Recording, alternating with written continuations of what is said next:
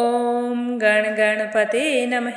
आज अपने सुनेंगे वाल्मीकि रामायण अयोध्या कांड का आगे का सरक। भगवान श्री राम का आशीर्वाद पाने के लिए इस सरक को पूरे प्रेम भाव से एकाग्रचित्त होकर सुने। बोलो गणेश भगवान की जय हो।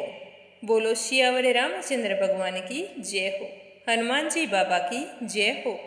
श्री राम दरबार की जय हो। अनिर्वेदा चैनल को सब्सक्राइब जरूर करें। जब भरत ने ऋषि भारद्वाज के आश्रम पर रहने का निश्चय कर लिया, तब मुनि भारद्वाज ने भरत को अपना आतिथ्य ग्रहण करने के लिए न्योता दिया। तो भारद्वाज की बात सुनकर भरत ने कहा कि हे मुनिवर, वन में जैसा आतिथ्य सत्कार संभव है, वह तो आप पाद्य, अर्घ्य, फल मूल आदि देकर कर ही चुके हैं। तो इस तरह हमने आपका आतिथ्य स्वीकार कर लिया है। तो भरत के ऐसा कहने पर भारद्वाज जी ने हंसते हुए कहा कि भरत, मैं जानता हूँ मेरे प्रति तुम्हारा प्रेम है, अतः मैं जो तुम्हें दूंगा उसी से तुम संतुष्ट हो जाओगे। किंतु इस समय मैं तुम्हारी पूरी सेना को भोजन कराना चाहता हूँ। इससे मुझे बहुत ही प्रसन्नता होगी, और जिस काम को करने से मुझे प्रसन्नता हो वैसा कार्य तुम्हें अवश्य करना चाहिए। हे भरत, तुम अपनी सेना को किस कारण से इतना दूर छोड़कर आए हो? सेना को साथ लेकर क्यों नहीं आए? तब भारद्वाज मुनि की बात सुनकर भरत ने हाथ जोड़कर कहा कि हे भगवान, मैं तो आपके भय से ही सेना को साथ लेकर नहीं आया। मैंने सोचा कि सेना को साथ लेकर जाऊंगा तो पता नहीं आप क्या सोचेंगे। हे प्रभु, राजा और राजपुत्र को चाहिए कि सभी देशों में प्रयत्न पूर्वक तपस्वी जनों को दूर छोड़कर रहे, क्योंकि उनके द्वारा उन्हें कष्ट पहुंचने की संभावना रहती है।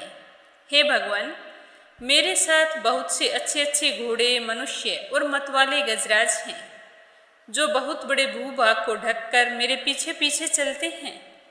वे आश्रम के वृक्ष, जल, भूमि और पर्णशालाओं को कोई हानि ना पहुंचाए, इसीलिए मैं अकेला ही यहाँ आया हूँ। तो भरत का विचार सुनकर ऋषि भारद्वाज बहुत ही प्रसन्न हुए और कहने लगे कि तुम्हारा विचार तो अच्छा है, लेकिन मैं तुम्हारी सारी सेना को यहाँ बुलाकर भोजन करवाऊंगा। तुम जाओ और सारी सेना को यहाँ लेकर आओ।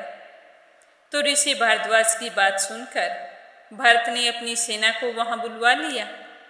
इसके बाद मुनिवर भारद्वाज ने अग्निशाला में प्रवेश करके जल का आचमन किया और होठ पोंछकर आतिथ्य सत्कार के लिए विश्वकर्मा आदि का आह्वान किया। वे कहने लगे कि मैं विश्वकर्मा त्वष्टा देवता का आह्वान करता हूँ। मेरे मन में सेना सहित भरत का आतिथ्य सत्कार करने की इच्छा हुई है, इसीलिए मेरे लिए वे आवश्यक प्रबंध करें। जिनके अगुआ इंद्र हैं और उन 3 लोकपालों का, यम, वरुण और कुबेर, उनका भी मैं आह्वान करता हूँ। इस समय भरत का आतिथ्य सत्कार करना चाहता हूँ, अतः आप लोग सारा आवश्यक प्रबंध करें। पृथ्वी और आकाश में जो पूर्व एवं पश्चिम की ओर प्रवाहित होने वाली नदियाँ हैं, उनका भी मैं आह्वान करता हूँ। आज वे सारी की सारी यहाँ पधारें। कुछ नदियाँ मरे प्रस्तुत करें और दूसरी अच्छी तरह से तैयार की हुई सुरा ले आएं। अन्य नदियां ईख के पूर्वों में होने वाले रस की भांति मधुर और शीतल जल तैयार रखें। मैं विश्वसु, हाहा और हो देव आदि गंधर्वों का तथा उनके साथ समस्त अप्सराओं का आह्वान करता हूँ। घृताची, विश्वासी, मिशरकेशी, अलम्बुमा नागदाता, सोम तथा पर्वत पर निवास करने वाली सोम, उनका भी मैं आह्वान करता हूँ।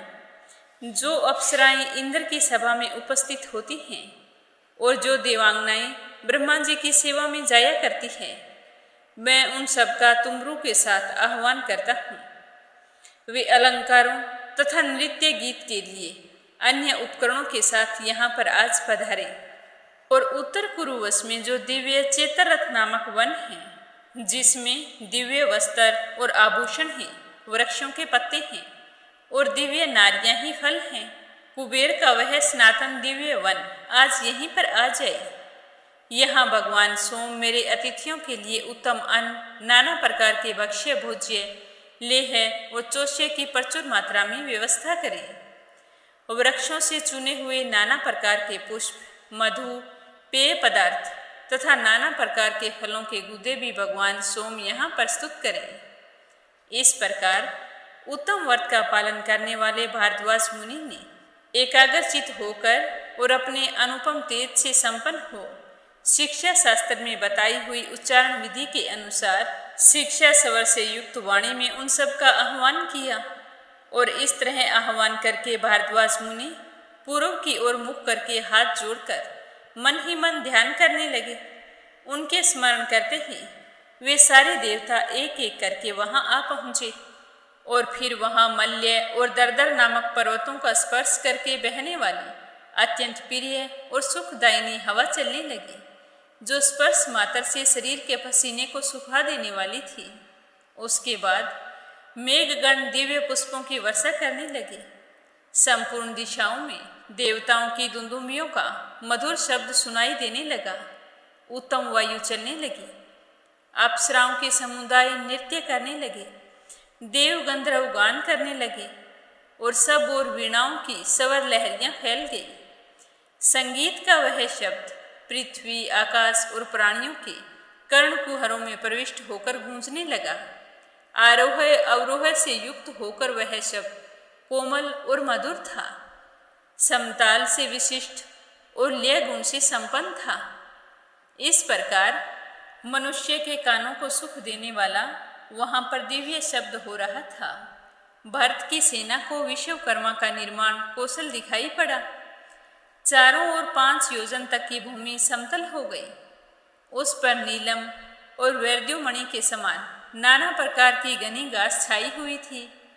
जगह जगह पर बैल, कैथ, कटहल, आंवला, बिंजोर और आम के वृक्ष लगे हुए थे, जो सारे के सारे फलों से सुशोभित हो रहे थे। उत्तर पूर्व वर्ष से दिव्य भोग सामग्रियों से संपन्न चेतरथ नामक वन भी वहां आ गया। साथ ही वहां की रमणीय नदियां भी वहां आ पहुंची, जो बहुसंख्यक तटवर्ती वृक्षों से घिरी हुई थी। उज्ज्वल और 4-4 कमरों से युक्त गृह तैयार हो गए। हाथियों और घोड़ों के रहने के लिए शालाएं बन गई। अटालिकाओं तथा 7 मंजिले महलों से युक्त सुंदर नगर द्वार भी निर्मित हो गए। राज परिवार के लिए बना हुआ सुंदर द्वार से युक्त दिव्य भवन सफेद बादलों के समान शोभा पा रहा था। उसे सफेद फूलों की मालाओं से सजाया गया और दिव्य सुगंधित जल से सिंचा गया था। वह महल चौकोना तथा बहुत बड़ा था। उसमें संकीर्णता का अनुभव नहीं होता।